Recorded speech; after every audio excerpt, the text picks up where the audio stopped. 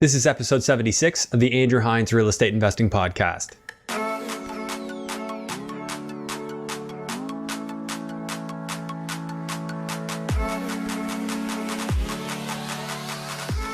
Welcome to episode 76 of the Andrew Hines Real Estate Investing Podcast. Today I have Manny Cabral on the show, and Manny, for those who don't know him, he also goes by Emanuel, that's his given name.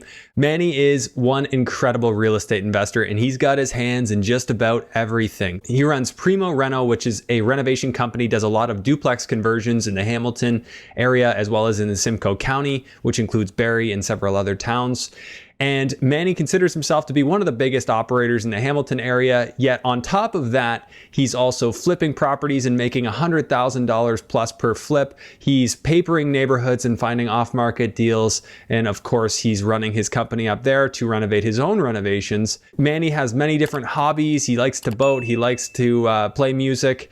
And we had a great conversation today, got very real about some of the challenges in the industry, how the virus lockdown has affected his business and his outlook for going forward. It was a really great interview, and I'm confident you're going to get a lot out of it. Before we get into it, as you know, it's a really good idea, if you have not already, to go right back to the early episodes of this podcast, right back to episode 1, right through 15 to 20. Those are the episodes where we really dug into the numbers hard. I posted a lot of the spreadsheets right on the videos. If you're on the YouTube version, you can actually see the numbers. Of course, I have my cash flow spreadsheet available on my website if you would like to grab it at andrew-hines.com/cash flow. These are just different tools that you can use to help you in your real estate investing journey. I do want to ask that if you're enjoying and getting value out of this podcast, that you please share it with somebody you think it could help. And of course, if you haven't already, subscribe on YouTube, subscribe wherever it is you listen. And if you would be so kind, I'd greatly appreciate it if you'd leave me a review on Apple Podcasts. Without further ado, please enjoy episode 76 with Manny Cabral. Hello and welcome to the Andrew Hines Real Estate Investing Podcast. I have Manny Cabral on the podcast. Manny, thanks so much for being here. No, you're welcome. First off, Manny, I know we've never actually spoken in person. So my understanding is you do a lot of renovations, a lot of duplex conversions, and you're helping a lot of investors as well. But you could probably say it a lot better than I can. So why don't you just tell us what you do? Yeah, we do a little bit of everything. I mean, we own Primo Reno, which specializes in legal income property renovations. So we do a ton of that stuff throughout Hamilton.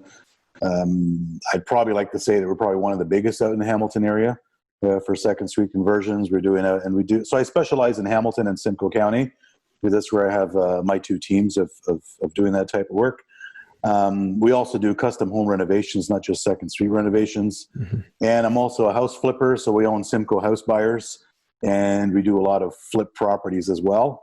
And we also do a lot of joint venture partnerships where we look after everything. It's basically hands-free investment for our joint venture partners when it comes to second suite projects. So a little bit of everything.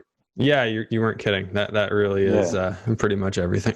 Yeah, so exactly. First thing I'll point out is, so Simcoe County, that's Barrie. That's where you live, right? Barrie? Yeah, I'm up in Simcoe County, and that's where I tend to. I've bought properties out in Hamilton as well, but I'm focusing more on advertising up in Simcoe because I find it easier for me to manage. I'm finding a little bit better deals up here. So I do a lot of off-market marketing with all kinds of mailers, and I got YouTube ads going and Google AdWords and all that stuff. So I'm constantly fielding calls from sellers who, the stressed sellers is basically what we're looking for. People whose homes need a lot of work or they need to get out quickly. Yeah. I buy everything off market, but I sell everything obviously on MLS because that's where you're going to get the money. That's where you get a bigger dollar. Yeah. Tell me, if you don't mind, I mean, it's been a while since we've talked about these off-market strategies. Well, first off, when did you start doing that? Why did you start doing that? And I guess the why you sort of answered there, but where you got the confidence to pursue it, what expertise were you drawing on? Did you have somebody helping you with that? Well, I didn't have expertise in the marketing. I mean, I do in the renovation side because I've been doing that all my life. So renovations for me are a snap. I'm a carpenter by trade, and I've been doing it, like I say, for most of my life since the age of 19. So, I mean, I could typically walk into a house, walk around, and I don't need to call a bunch of sub-trades. I know what that house is going to cost within 10% margin. I know exactly what it's worth. So I'm really good at pinpointing a number. I focused a lot on Simcoe County because I got to know the market and the neighborhoods up here. So I could basically drive down a neighborhood. I know what that house is worth. I know what it's going to resell for. So I'm really good at those numbers.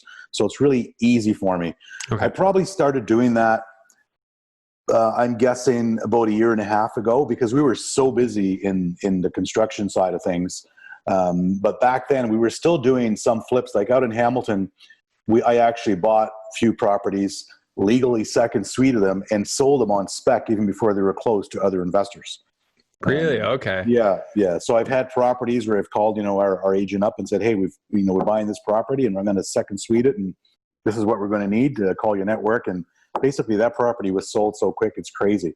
So would these have been like on the mountain duplexes in Hamilton? On the mountain. And again, they're all off market. Yeah. So what would, I've heard people getting appraisals into the ballpark of 630 up to 650. Absolutely. That's not fresh information anymore. I think that it's probably getting pushed even further. Well, I think so. My last one was appraised. Well, our last one we sold at 610. It was appraised for 610. So that was our last second suite conversion. That's going back. That last one that I sold is going back early this year, I think February or so. Do you still own anything in Hamilton? Oh yeah. I got rental properties in Hamilton, and I have them also up here in Simcoe. Yeah. What's your portfolio look like right now?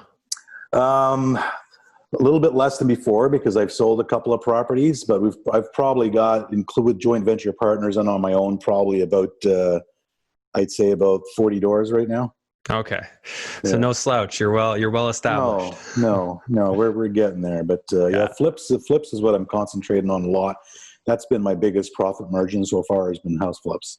Well, why flips and not just more buy and holds? Is it just because the cash flow is so tight on the refis when you're doing BRRRRs? Well, I do a little bit of both. I mean, I need an active income as well. Sure. Okay. Right. And I don't do flips to make 10 or 20 grand. I know some guys will go into a flip if they got that, they're going to make $30,000, and I don't. My flips have to be worthwhile. So I'm not going to give up that type of income, especially buying it below market where I'm buying it. I mean, I've done flips where I've literally this year have not lifted a paintbrush, which is crazy. Like literally just buying it off market, putting it on MLS, and 3 days later getting stupid money and multiple offers, selling it as a handyman special. And that's amazing. I've probably did the last 3 properties I did like that. I averaged about 120,000 per property. Just literally flipping it right back, not even working on it. Right back, not even touching it. Yeah, you're right. And the plan is always to go in. I mean, when I buy a property, I always got a strategy, right? So I know what my renovation costs are going to be, what I'm going to sell it for. But because of COVID-19, there was so little on the market, it was nothing for sale. And when I did the research on the properties I were buying, I basically told my agent, you know what, you've got 3 days to sell this thing. If it doesn't sell, I want to back off the market because I want it stale, and we're going to go and renovate it. But every time I put it on the market, bang, just multiple offers. It was insane. Now, I mean, there's so many questions to ask. I should be taking notes here, but the first one is do you find value in still renovating it when you're getting like 120,000 to do really not anything? No. Why would you renovate it in most cases, and how much value do you find in your projects where you have to do the renovation? Well, in a crazy market like this, those properties didn't make sense to renovate. So, I mean, I worked all that out before we put it back on the market. There's certain properties that do make sense. Like I'm working on a flip right now in Midland. It's a small house. I think if I put it back on the market, I'm not going to, I might come out with 20 or 25 grand. I know if I actually do the renovations that I'm doing now, I'll probably come out with 75 grand. So that's, that weighs out, putting it back on the market, right? So I don't think every single property is going to work. I just got lucky with the properties I did buy. They did work. So it's a little bit of both, but I try to work out my strategies before I get into the renovation game and figure out whether I'm going to put the money in, not put the money in, and also wholesale. I'm also wholesaling properties as well. You're just doing everything. Yeah. There's certain properties where I look at it as well and say, is it worth wholesaling that and making this figure, or do I renovate it? And some of those properties I've wholesaled. Yeah. Well, I can definitely see the reason to just wholesale them out, because I own my own construction company. I know what a pain it can be to get into the renovations. I assume you have a much bigger team than I do, so it's probably a lot easier for you, because that's a big part of your business, being that you're number one in Hamilton. Well, I don't know if I'm actually number one. I think I am. I think potentially I've done number more. one. I think I've done more second suite projects out there than anybody else. I mean, I can't say that for a fact, but I mean, people tell me that I probably am. Probably the biggest volume second suite construction company out there. I tended to focus out there, a few years ago, so it works out quite well. And I probably turn down more work than I take, because there's only so much I can take, Right. and I've got clients calling me actually from outside of Hamilton, which I won't service. I get calls from St. Catharines and Kitchener, and I'm just not going to go out there. Yeah. I want to focus in the cities where I can service my clients very well. I mean, I usually have a time frame, and I try to meet those time frames. And if I can't meet the time frame, I'm just honest with the client and saying, listen, I can't meet that time frame. You're either going to have to wait, or you got to find someone else. The worst thing you can do is take on a job and say, oh yeah, I can get a deposit, and then you don't do it. Then you're running behind. It just gives you a bad name, right? So taking on too much work can really hurt you if you can't service those clients. Yeah. I feel like every contractor does that when they're getting started. I've dealt with that so many times. So many people who've promised me they could, and just couldn't. Yeah. You got to have the ability to pivot as an investor if you're kind of relying on people that way, unless you're working with somebody that gets it done every time. So, Manny, since we're on that topic, tell me a little bit about the typical conversion, what's going into it, what you're typically doing, and what that typically costs for an investor. Yeah, we usually keep it standard. Like on all my stuff that I do, I keep my stuff standard, and I try to sway the clients to do that as well, especially the ones that want to move on and get 2 or 3 or 4 units. I mean, it's just typical standard features down in a basement with your shaker style cabinets. I do tend to use quartz in all my projects because I don't find it that much more expensive than the laminate. I think it gives it a much nicer look. The luxury laminate flooring, the typical stuff. There's really nothing really big and special that goes onto it unless you're doing a custom home renovation.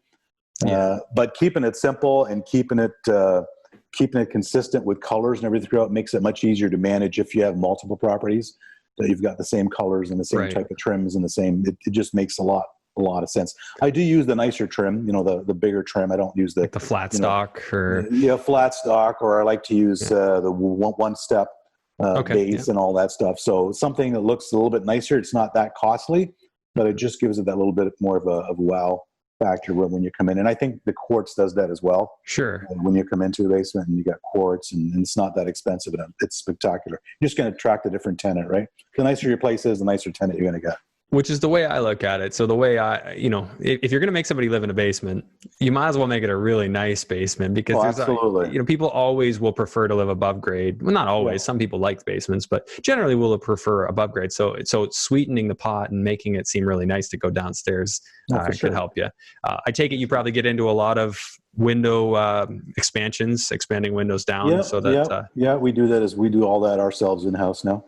Yeah, so you're probably doing that on most projects, because most of them are all going to need an egress window. I don't think there's too many Hamilton bungalows out there that have windows big enough down in the basement that that pass for egress. So typically, pretty well every one of them. And then you run into the odd situation where you need even an extra one for natural lighting, right?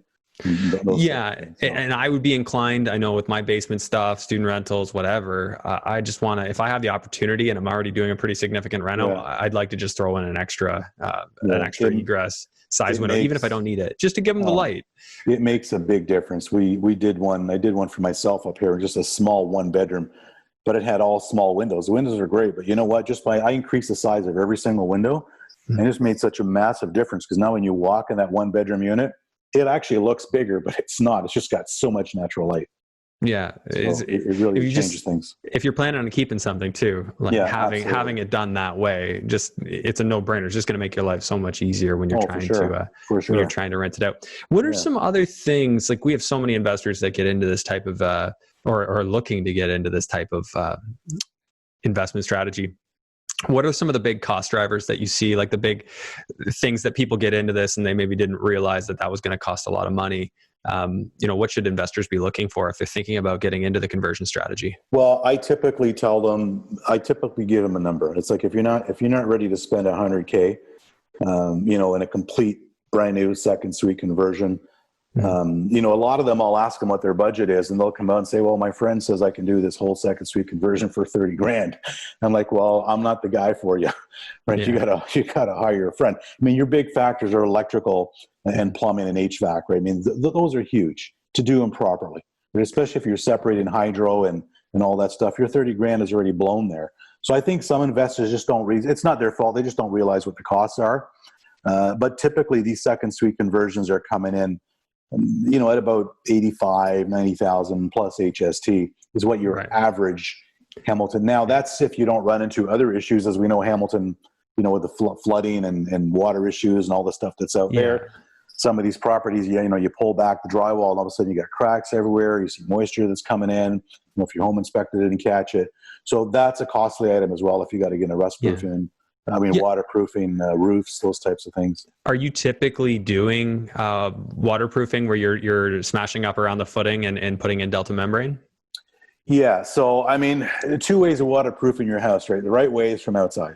Yeah. Obviously, I always tell people inside doing your internal weeper is great if you're trying to save cost and you just can't do it from the outside, whatever the reasons are. But let's not forget, when you have an internal waterproofing system, you're not stopping water from entering your house. It's still entering your house. It's still getting through the block.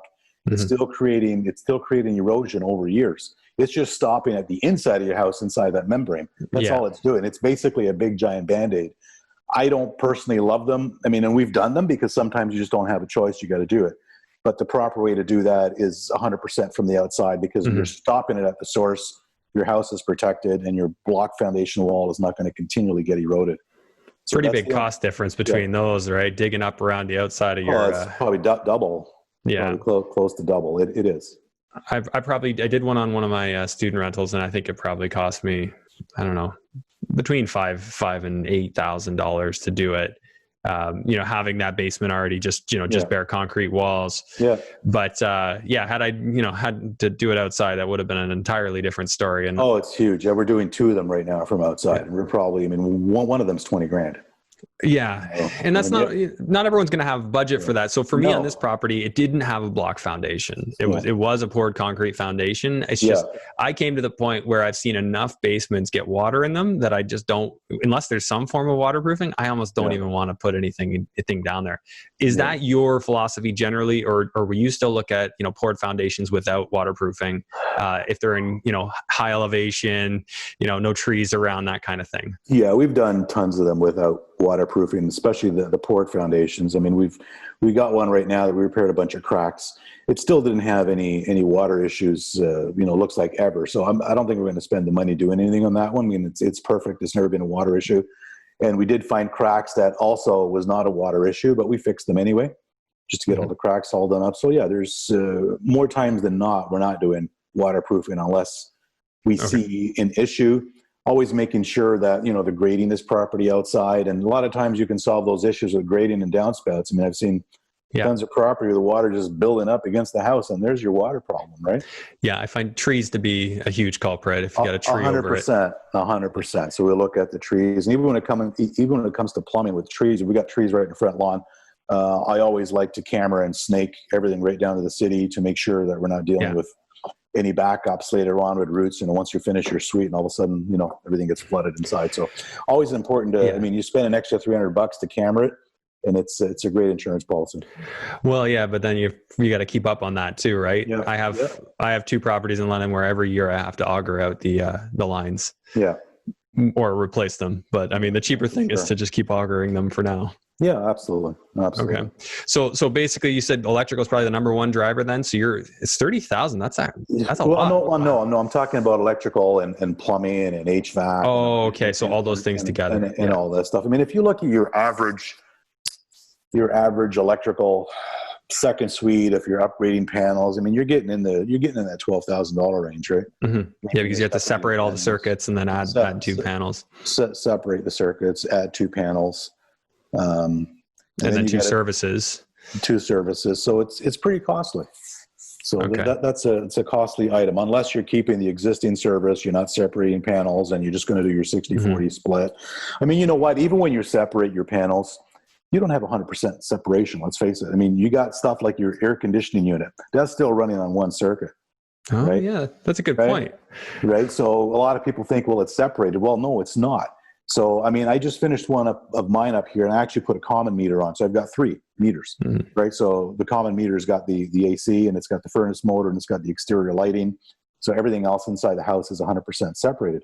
But when you're doing just the 2 meters, you don't have 100% separation. And sometimes that causes a little bit of an issue with tenants where, you know, the basement guy in the summertime says, hey, why am I doing a 60-40 split? I don't even need AC in my basement because it's freaking cold anyway. Yeah. Right. And in the wintertime, that reverses with the furnace.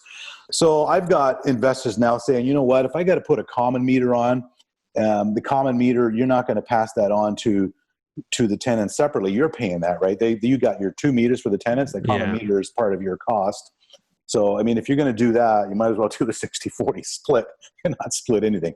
I don't know. It's a half a dozen ones, to 6 or the other. I mean, it depends on how you want to run your properties, how much admin you want, and all that stuff. It's very difficult to do unless you do complete separate. Like we're doing one right now with a complete separate heating system. So we're doing double drywall in the basement, but both units upstairs and down is going to have their own furnace, their own AC, their own everything. So it's 100% separation. So, and I can see the benefits to doing that, and I'll tell a story in a second, but you can find furnaces small enough to just do a basement, or are you doing like a ductless mini split or something like that? No, we're doing 2 full-size furnaces. 2 full-size furnaces? One are for they the like basement, one on the main floor. Like 2-stage furnaces that can run on the first stage? Yep. Yeah. Because you don't want them to run too short. I always hear HVAC guys say that you want to make sure that they get a good run going. Yeah. And the other idea too for that, I mean, it's not only the heating. Heating is a very important factor, obviously, but sound is another very important factor. Yeah. Because let's face it, most of your sound travels through the heating system. Yes. So by doing your double rock sol and you're doing your double drywall with your soundproof glue and all that stuff in 2 separate heating systems, you're basically sealing those 2 floors as much as possible. And it's still not 100% foolproof, but it's way better than having only one heating system. Now, for this particular project, like not every investor is going to do that, of course, because of cost. But for this particular project, the owner is going to live upstairs. He wants to make sure that he's got, you know, as much soundproofing as possible in this heating system. So he'll have separate gas, electric, and water. Everything's going to be separate. I have one that I did in London, and I built it in the backyard. So the second unit's actually in the backyard. So I separated it. They got separate furnaces, separate electrical, everything. But water in London, it's $47 flat charge per month per meter. So I got the bright idea. Yeah. I got the bright idea. I just split it 60-40 on the water because that's like $47. Like that's sometimes a person's whole month's usage. For sure.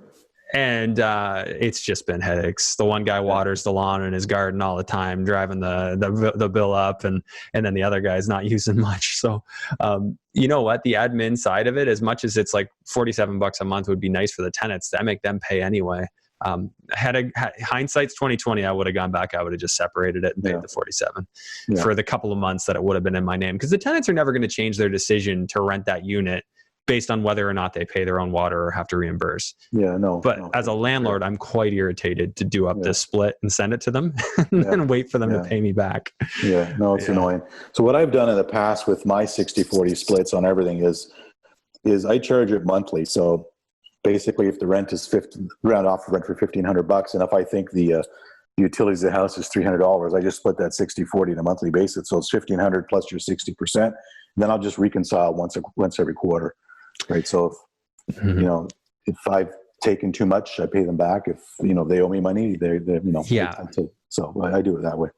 I should have positioned it that way from the beginning. So I got one guy in there, and he basically just pays every 3 or 4 months when I send him a reconciliation. But he fell behind a little bit with the whole COVID thing, so kind of shot myself in the foot. But live and learn. I mean, I would rather just avoid it. I'm a systems guy, and setting up a system where I have to be involved is not really a system I like. There's got to be a better way than that.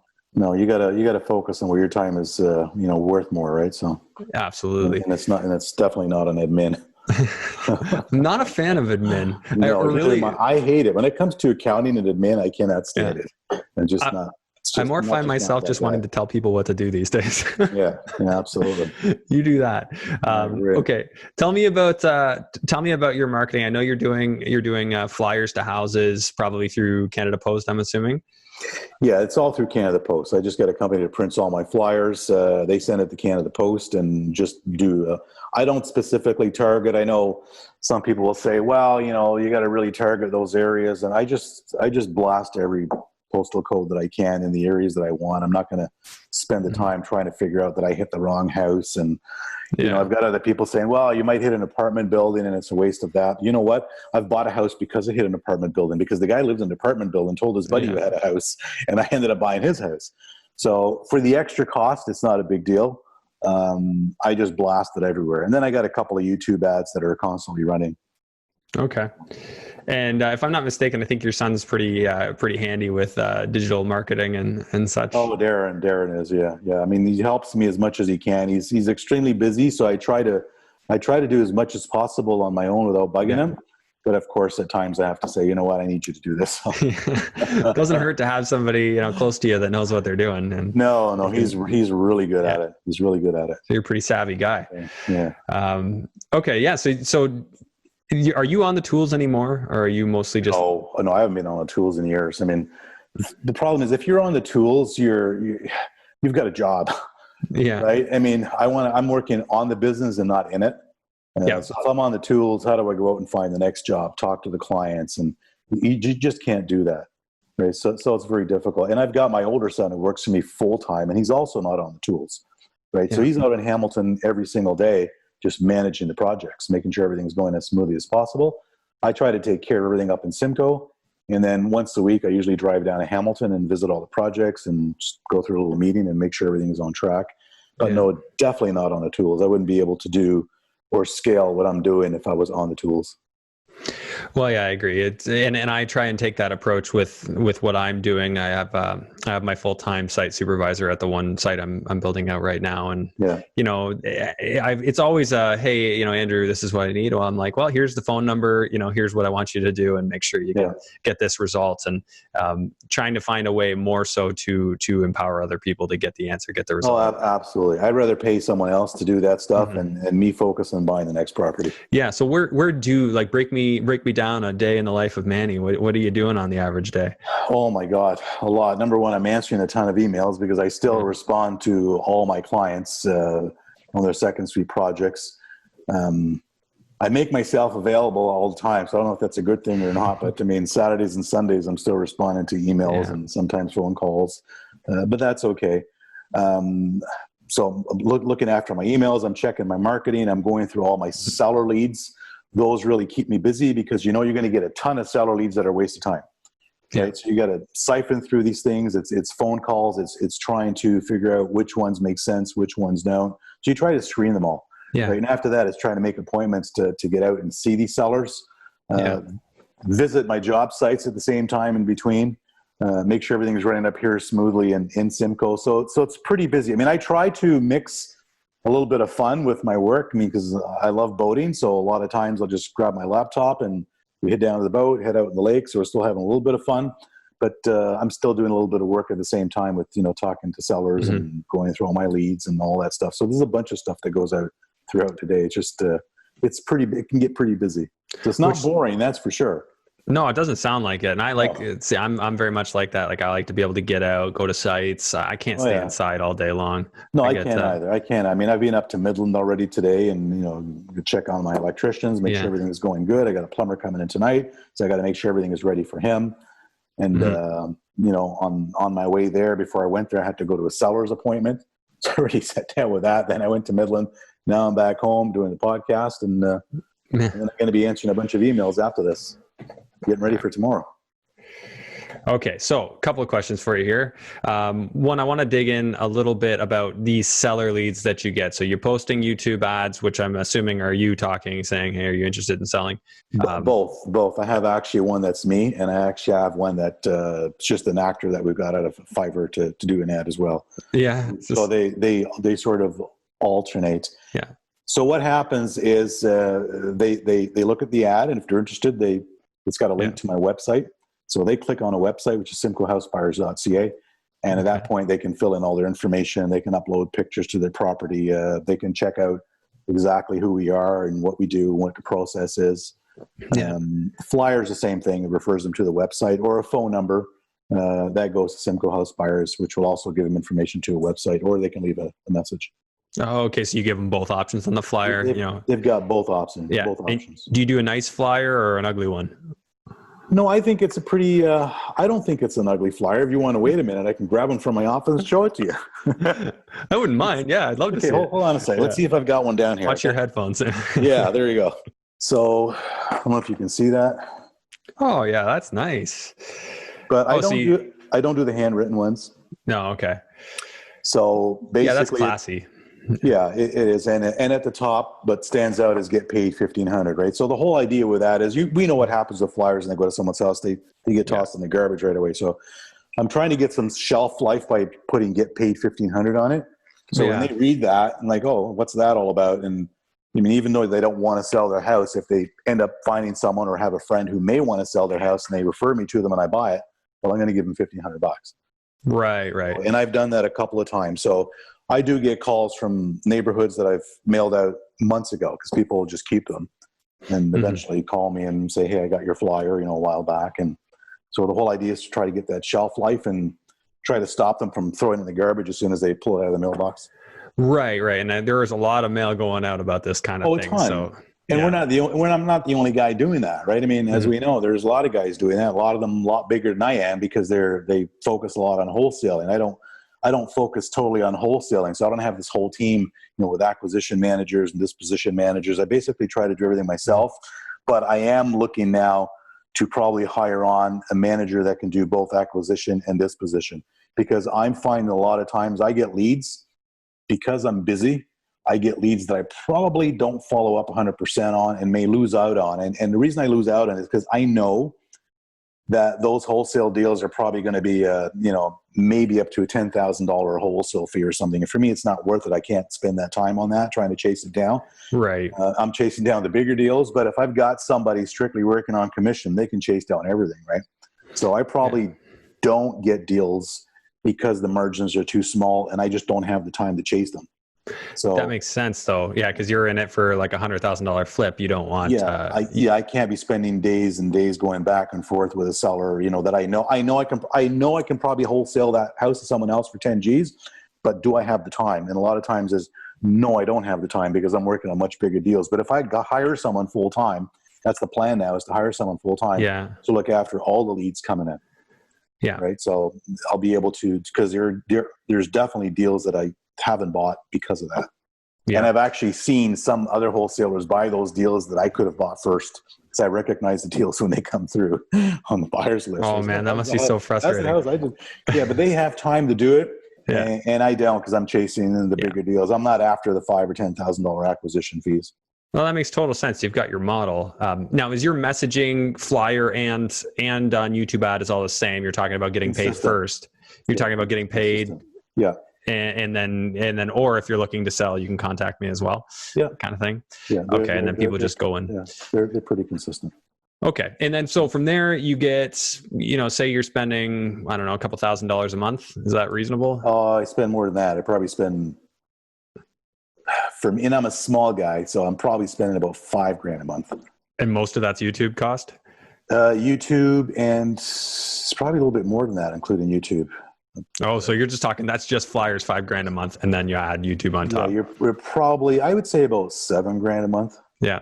And are you so you're just hitting the geographic area of Simcoe. like Simcoe County, just as a whole, pretty much? Yeah.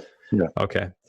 Interesting. Yeah. I mean, and it's nice. Like a lot of people would want just Barrie or something like that, but the fact that you're willing to kind of go outside of that and do other areas. For sure. I mean, Simcoe's a large area, but I mean, I'm only 45 minutes to Midland. I'm only, 35 minutes to Aurelia.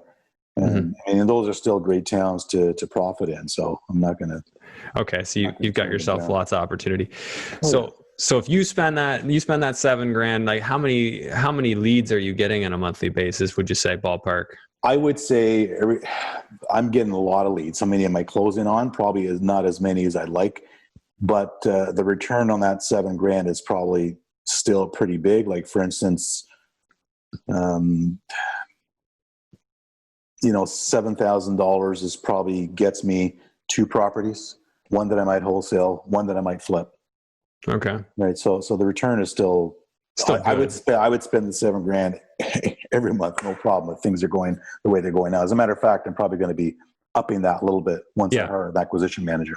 And you just So I hit can the get same more areas leads. every month. Is that right? Same areas. So what I do is when I hit that last postal code, it just recycles back and starts all over again. So It's 6 all weeks about later, 4 weeks later? yeah, Yeah. it differs, but it's the thing about this type of business is consistency, right? Because I know Right. a lot of guys, I'm in a wholesale and they spend $5,000 or $6,000. I got, a bunch of leads, but I didn't buy anything, so it's not worth it. Well, you got to be consistent, right? Because you never know when that buyer is ready to sell, right?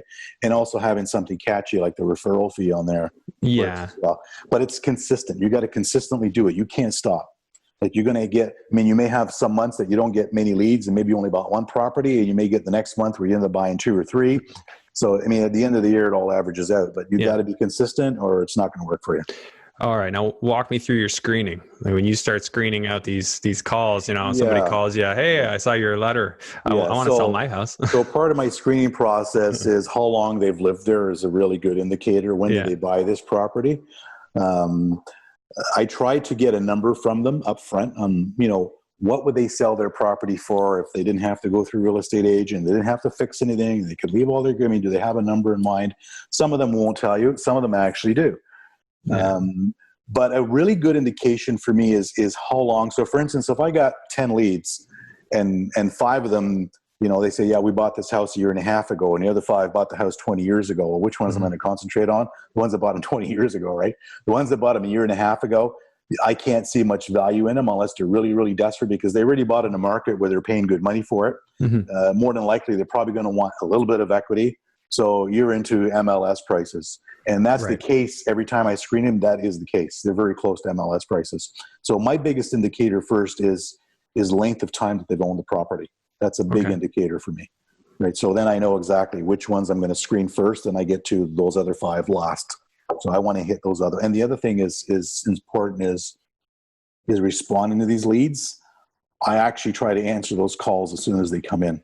Like really, really important, right? Because the call from the office will get forwarded to my phone when it comes through that website automatically. Now, if I can't, I'll get back to it really, really quick. But really important to get on the phone with those customers immediately. I've literally been on the 400, gotten a phone call, gone to the seller appointment, been there like an hour and a half later, and ended up buying the house at that day, right at that moment, because I'm always prepared with paperwork and my checks. So I've got everything with me. I don't want the next person to come in and buy the house. I don't need anybody to come and do a home inspection or anything. I do it all myself when I'm there. So I you can just come in with your paperwork and you just fill it out by hand. I'm ready to buy. The last house I bought, the guy says, well, how quickly can we sign a contract? And I says, well, how quickly can you find me a pen? I'll do it right now. So that's really important, where other people may, have 24-hour or 40-hour period or whatever, which is still not bad, but I'm ready to buy a house right then and there. Because I'm looking at it, I'm doing my own inspection right away, and I know what to look for, and I know what the property values are. So especially in the area that I'm servicing, so I literally always have paperwork ready with me, checks ready with me at all times, because I don't want to miss an opportunity. Yeah, that's a really good lesson. Don't waste the opportunity. And I figured I'd share my story, because the first time I sent out flyers, I had it just coincidentally that they went out and my dog was in the hospital, and it was it was a week and a half before my wedding. And talk about terrible timing, because I didn't have an assistant. My phone was just blowing up, and I'm in there like with the vet. We thought our dog was going to die.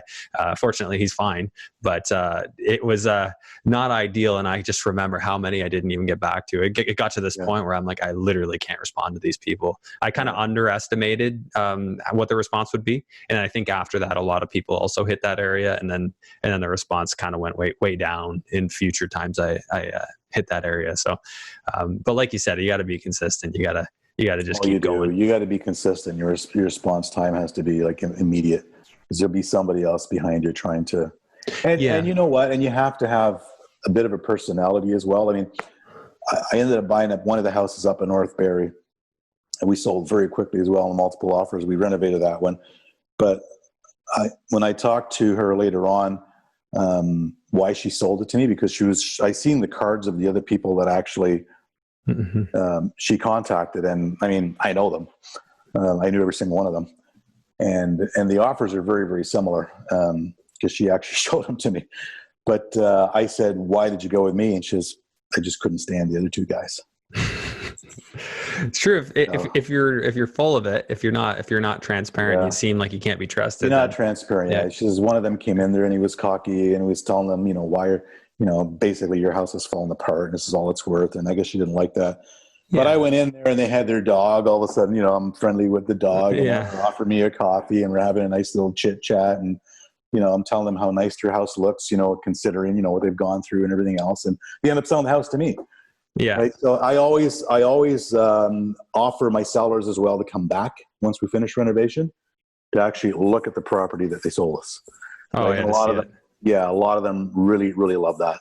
Or I'll keep pictures and I'll show it to them. But anytime I'm finished the project, I'll call them up and say, hey, house is ready. Come and have a look at the house you sold us. And a lot of them really like that. That's really cool. What do you find as being the main motivation when they do sell to you? Like the ones that like you hear it in the phone call before you go see them, and you go see them. Where do you see that motivation to sell it with you beyond just your personality? Forget the personality. I think the biggest motivators I've seen is the house is falling apart. Number one, I think they've realized that they don't have the money to spend. They want to get out. I've had other situations where, the couples are separating and the house does need work and they just don't want to go through a real estate agent, or they're moving. They found a place elsewhere. They want to get out quickly. They don't want to deal with agents. Some of them actually are not comfortable. See, I probably lose deals because I'm pretty transparent. And when I visit a seller, I don't know why, and some people tell me I'm nuts. I always like to tell them, if you've got the time and the patience and you want to deal with a realtor, you're going to get more money than I'm going to give you, because this is what I do and this is how I profit, right? I'm going to put the house on MLS after I spend the money. So I'll tell them, listen, if you want to spend $80K in your house, you're going to make this amount of money.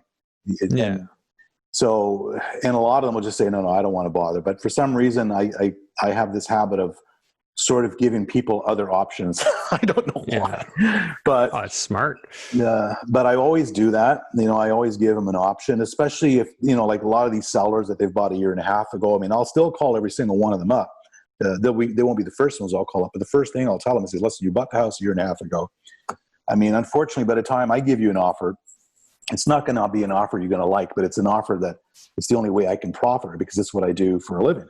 So my suggestion is, if you've got the time, you're not in a hurry, you're not in any financial difficulty, put your house on MLS. You're going to sell it, but you're not going to have an issue. And a lot of them actually call me back and say, I really appreciate your honesty. And, that's what we did. And we did sell the house, or a house that's done up to the nines. I mean, I like those ones where, when did you buy your house? 3 years ago. How much work does it need? None. Completely renovated from top to bottom. Are you in a hurry to sell? No. Why are you calling me? I do the same thing. You don't need me, because I already know I'm not going to buy that property. Yeah, you're just going to waste your time. I had a guy call me up, and he had property he sold, or he bought earlier in the same year.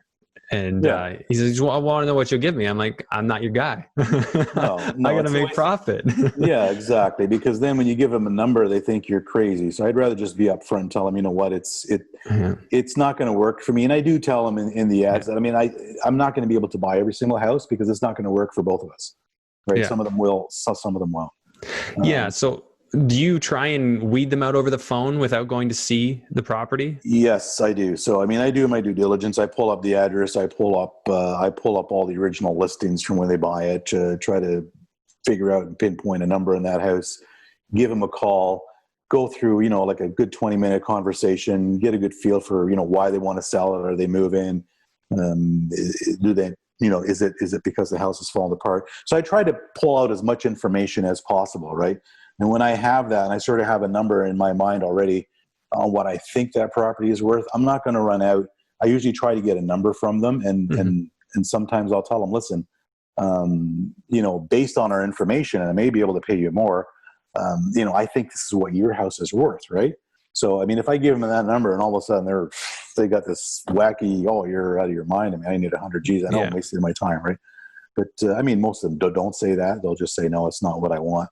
But the funny thing is, I love the sellers that do you know what you would sell your house for if I'd buy it, no questions asked, you choose your own closing, no inspections, no showings, no nothing. No, I don't have any idea. But as soon as you give them a number and they say, oh, that's way too low. I'm like, well, you just told me you didn't have an idea. So how do you know that's too low? Yeah. They say he who speaks first loses. So. Yeah. So, I mean, I'm usually pretty good at after a conversation of trying to figure out what they want for the property. So I know whether I'm wasting my time or not. Either that or, again, going back to when they bought the property, how nice the property is. I already know whether I'm wasting my time or not. And I usually, I don't tell people, I'm not wasting my time. I tell them I don't want to waste their time. Yeah. Right? So, I mean, you just bought your house, it's not a house for me. I don't want to waste your time because I am in the business of profiting. So, in most cases, I may not be able to pay you what you paid a year and a half ago. Would that be a good scenario for you? And they say, well, no, of course not. Well, it's not the house for me. Yeah. So when you're going and valuing a house, can you give me an example of one that you've bought, what you saw, when you looked at it, what you saw you'd need to do, and what you offered on the house, knowing what it would be worth? Yeah, absolutely. You have one you can think of? Yeah. So I went and I offered on one that was $335,000. I knew that after a $70,000 renovation, that house was going to be worth in the high fives. Okay. So like a 575 house. So that was a well worth house buying, and I did buy it. But yeah, I'm chasing the bigger profit margins. My exit strategy is always, if the market crashes and I sell and I get out of my house and I don't lose any money, that's still a good deal, right? I mean, it's never happened. So 335, what did you get for 335? Bungalow? No, it was a two-story. Two-story house. It was a two-story corner brick house, North Barrie. Yeah, sounds like a good deal. It was a good deal. Yeah. So 335 plus 70,000. Yeah, we probably ended up spending 70,000. My original figure. I think we ended up spending 90. Okay. On that house. And that's valuable information to know. Yeah. Because we're not always right? We have an idea of what something's going to cost, and then unknowns come up. You always have to budget for that, right? And I always sort of throw a 10% contingency at least in my head every single time when I'm looking at a project. So, there's always unforeseens. Absolutely. So you at 90,000, it looks like you made about 150,000, but we didn't factor land transfer cost, legal fees, commissions and all that stuff. So on that particular property, I think I came out like with 115. Okay, so $35,000 and all that legals, land transfer, commissions and all that stuff. Yeah. And what is it that you set in your mind? Do you set like, I want at least 100K profit, and or are you saying even higher than that? No, it doesn't have to be 100K profit. I mean, usually when I go into a property, I like to come out, I like to look at it and say, what, if I spend X amount of dollars, can I at least make, $70,000 profit on it? Right. And I mean, a lot of times I end up making more, but I always lowball it. I just don't want to go in and look at a property and say, well, the profit margin of this thing is going to be 40 grand. That's too much of a risk for me in a flip. I agree. Let's face it, flipping properties. I mean, a lot of people say it's real estate investing. It's not investing. I mean, it's real estate investing. It's speculation, right? Because we know what the market is like today. I mean, you don't know what the market's going to be when that house gets on the market, right? Things could change in a flash. We don't know that. So it's very highly speculative. So you always have to have that exit strategy of, what's the worst case scenario? If the house drops, 10%, or can I still get out of it? Right? I don't want to lose money selling a flip, and I never have. But I always look at least coming out with 70 grand. Now, if I'm doing $1 million property, I'm not going to obviously look at a 70 grand profit. Right? I mean, it's going to be, it's got to be a couple $100,000. Right. But I tend, on the average homes that I'm buying, these first-time home buyers, to try to at least see a $70,000, profit margin in it. Okay, so when you came up with 335, how'd you come up with that number? Because that obviously you were targeting closer to, about 135 profit, and you came out with 115. Yeah, well, I'm also taking into consideration. I came at 115. I got a little bit lucky on that one because basically it was worth more than 335 at the time, like even off market. Yeah. And it was just a number that I hit the guy with because I was willing to go at least 360 in that house, 365. Yeah. That was what I was trying to Right. get at. You know, you don't start at your top line. You No. start. And I'm like, you know what? I'm going to pay 365 for this house. So when I went in and I told the guy, you know, how does 335 sound? And the first thing he says, that sounds great. When can we do it? I'm like, okay. And you're like, crap, I should have offered 300 even. Well, it's hard to be upset about that deal. No, it's very hard to be upset with that deal. But I try to look at a $70,000 profit margin on the first time average buyer home, the stuff that I'm buying. So then next question is your typical acquisition like that. Is that typically going to be a JV for you, or do you have a base of capital that you're closing in cash? When it comes to the flips, I'm closing 100% in cash, and I have money lenders, private money lenders, not even B lenders, but private individuals with money that loan me their money. It's very simple for me just because I've built relationships over the years. So I could basically call someone and say, hey, Joe, I just bought a property. You need $500K. No, there's no questions asked with my people because we've built that relationship. They don't ask me where the house is or can I get an appraisal. So basically what I do is I pay them 9% interest, straight interest on their money. But I guarantee in 6 months. Okay. Minimum. So, I mean, and I've been out of projects 3-4 months and sometimes earlier, and I've still guaranteed them 6 months. Like for instance, the flips that I did that I made big money without lifting the paintbrush, I still used my lenders because I didn't know I was going to do that.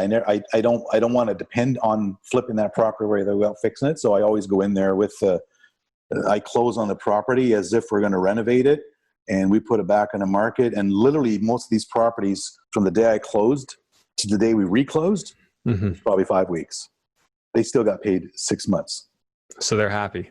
Well, they're extremely happy. Their next question is, when's the next one? Yeah. Right. But you know what? I find that works for me because a lot of investors say, oh, you're freaking crazy. You're going to pay these guys. Says, you know what? I'll pay them 6 months because I'm profiting. I think everyone should profit. And guess what? When I need the funds again, they're not going to second guess me. They're going to say, well, sure, we'll just send the paperwork to the lawyer. So you build that relationship, right? Absolutely. Yeah, I've done the same. I've actually done the exact same. So that's actually a fantastic model. And you're right. It totally relies on trust and relationship. 100%.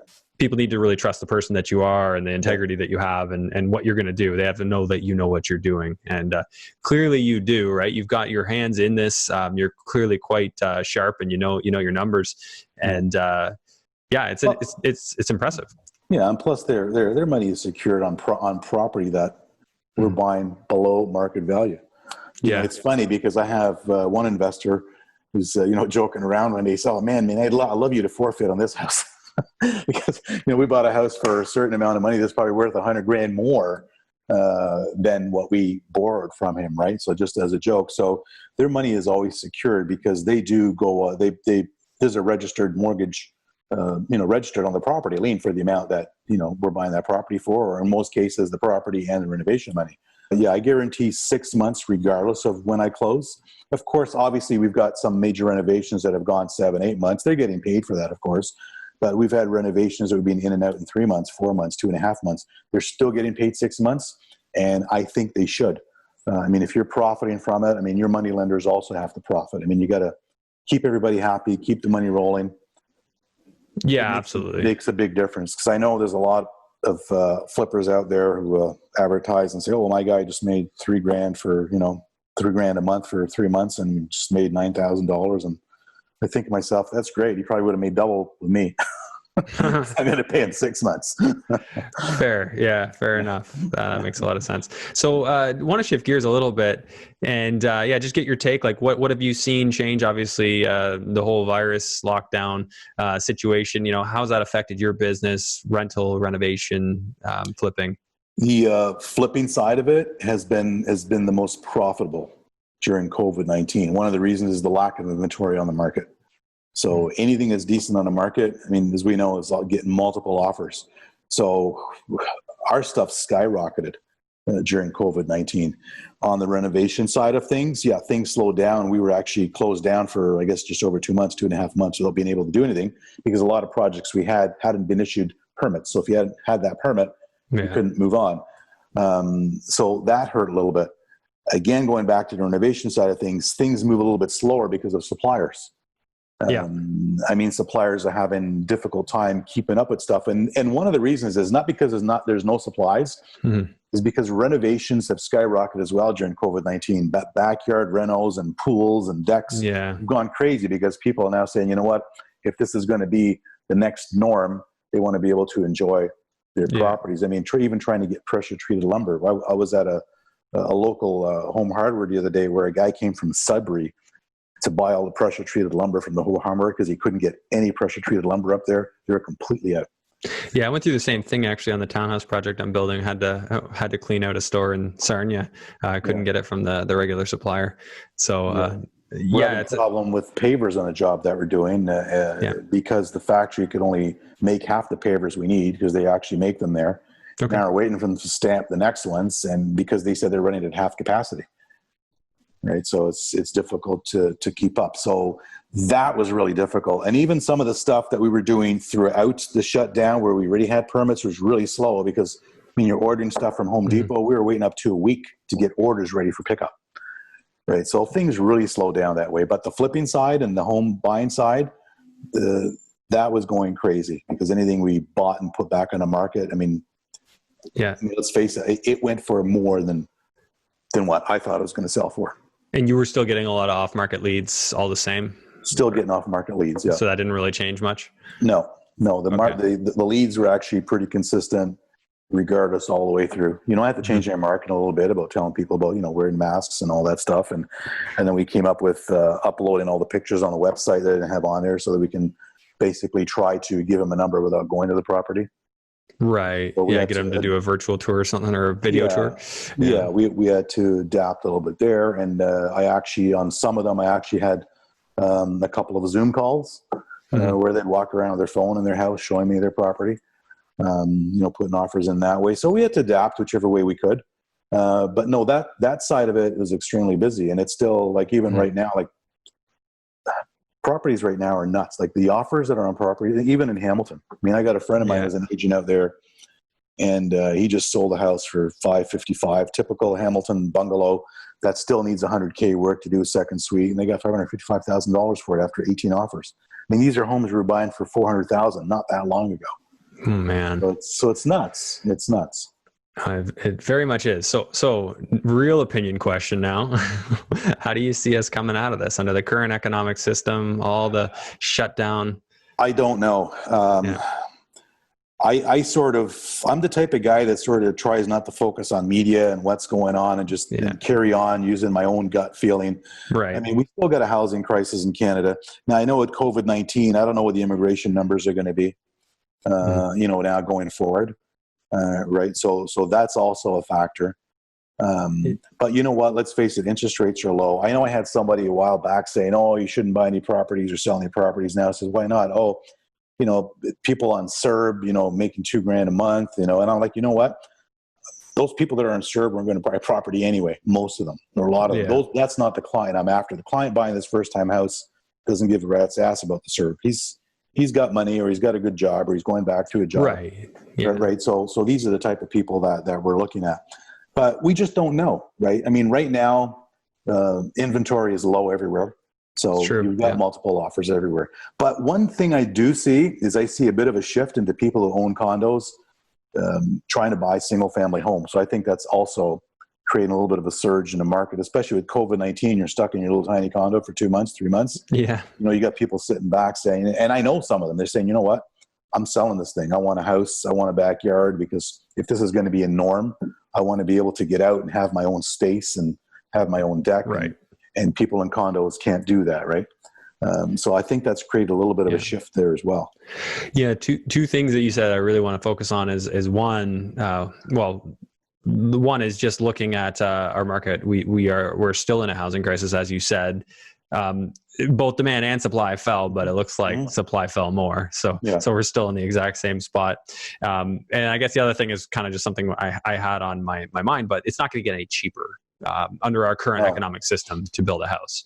With the current tax structure, current regulations, all the costs, the government costs and regulations and the inefficiencies that are baked into the numbers of building aren't going anywhere. In fact, they're probably getting worse. And trades are getting more expensive. I mean, I think Canada, from my last, I was reading up the other day, Yeah. we're short like close to 1 million tradespeople in Canada alone. Yeah, and if you really want to get abstract, I really think that goes back to our school system is really not promoting that. No, It's not glamorized to get into It's trades. We not. need No. people. Nobody wants to put that Wanting to hammer get in the into trades. tools. No, they're not into that. I mean, the school system, let's face it, is the school system's got a lot of problems, right? Number one, They seem to be growing. we don't teach our young people financial literacy. They teach entitlement. They teach entitlement. Yeah, basically, that's what they're doing now. It's just teaching entitlement. I mean, a lot of these young people want everything that a lot of us older people have, but they don't realize what we've gone through to get it. Right? It just wasn't handed down to us. But no, tradespeople is a problem, a huge problem, and I think that's why too. There's a lot of guys out there who call themselves contractors, but they're not. I mean, they got a hammer in a toolbox and they're out there just screwing jobs up for customers. And I see it all the time. And we've taken over projects out in Hamilton. We've actually taken on projects months after bidding on that same project and not getting it because we were more expensive. Right? I've probably done that about 4 times now in City Hamilton, where we've bid on jobs, didn't get them. And a few months later, the client's coming back saying, please help us. The guy's gone, or he screwed us up, or he took our money, or so on and so forth. I've got one client right now in St. Catharines that I did his job in Hamilton, loved it, bought a second suite in St. Catharines, priced it. And he says, Manny, I really want to use you because we had a really great relationship, fantastic job done on time. Okay, so what's the problem? The problem is this guy is $20,000 less than you. And I says, well, that is a problem. But I told him, that's not a problem for me. I says, that's going to be a problem for you. Because I can tell you right now, because I don't have a $20,000 profit margin. I says, I can tell you right now, if you haven't done your due diligence, actually, I think it was a $25,000 difference. I said, you're going to have a problem. So just make sure the person you're using is the one you want to do your job. Long story short, you got that guy to do the job. Job is totally screwed up. Like, he's been on me for 2 weeks now to try and come out to St. Catharines to quote him to take over the job. And I've had to tell him nicely a couple of times I'm not doing it because I'm not going out to St. Catharines anymore.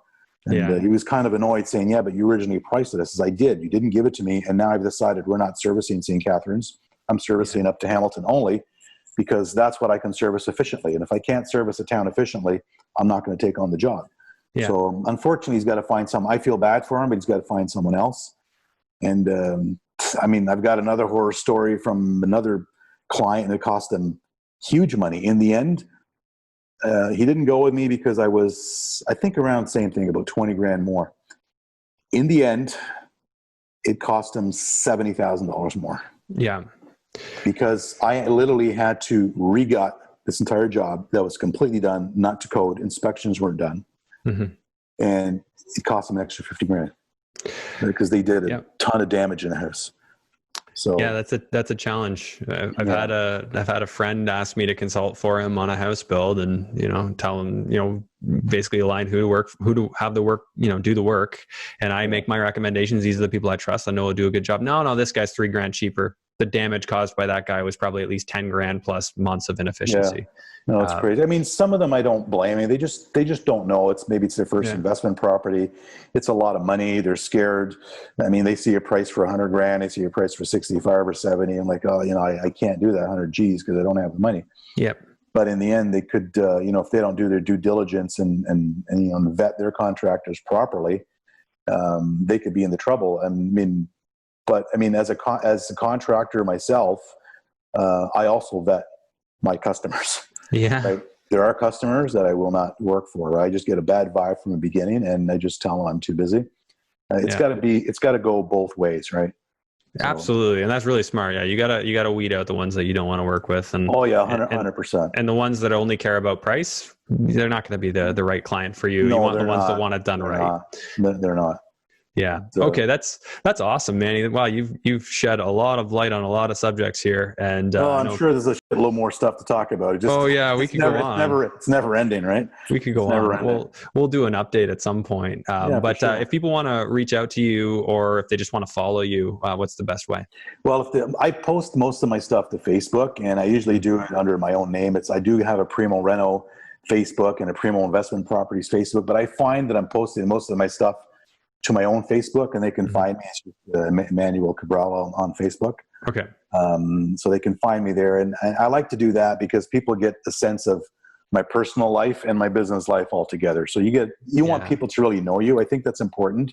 It's and people, right? Yeah. And I meet up with a lot of people that start, hey, I've been following you on Facebook, and, I feel like, I've known you for years, because I post everything on there. So, and I do Instagram as well. So if they want to follow me on Facebook, it's Emanuel Cabral. They'll find me on there.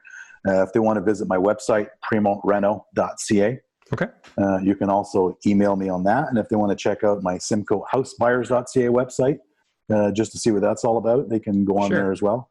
Yeah, I'll put those in the description. I'll put your handles there, and make sure people can see what you're up to. So, any parting wisdom? You're a guy that's very well established. You seem like you're constantly leveling up. Some advice for our intermediate investors that want to level up? I think the biggest advice I could give someone is don't give up. Like, quitters don't get anywhere. And I understand it's very easy to do that. Like, I had a friend who lost a lot of money on his first flip, and he said, I'm done. I'm like, why? He says, well, because I lost a lot of money. And I says, well, that's probably the best educational money you've spent. So, you should have learned from your tens of thousands of dollars in mistakes. Like, what did you do wrong? Can you learn from it? I said, well, yeah, I did this and this and this and this and that. I said, well, why would you give up? Because now you've educated yourself on the mistakes you've made, and you move on to the next one. And like, let's face it, every multimillionaire or billionaire has made tons of mistakes. A lot of them have gone bankrupt, but they're persistent. They don't give up. They don't have excuses. So, if you want to really be successful in life, don't give up. Like, making mistakes. A lot of people don't get into things because they're worried about making a mistake, right? And if you're going to be worried about making a mistake, you're not going to achieve what you want to achieve in life. Like, mistakes are there to be made. I make mistakes all the time, right? But from my mistakes, they're also a learning experience. So what did I do wrong? How can I fix that the next time? Yeah. Right. But if you want to get somewhere, like, don't be afraid of making a mistake. Don't be afraid of losing money. Get up there and make it happen. There's a way to make it happen. If you want to achieve something, you can achieve it. There's no doubt. Right. I always tell people the only one stopping you from doing something is yourself. Absolutely. Nobody else.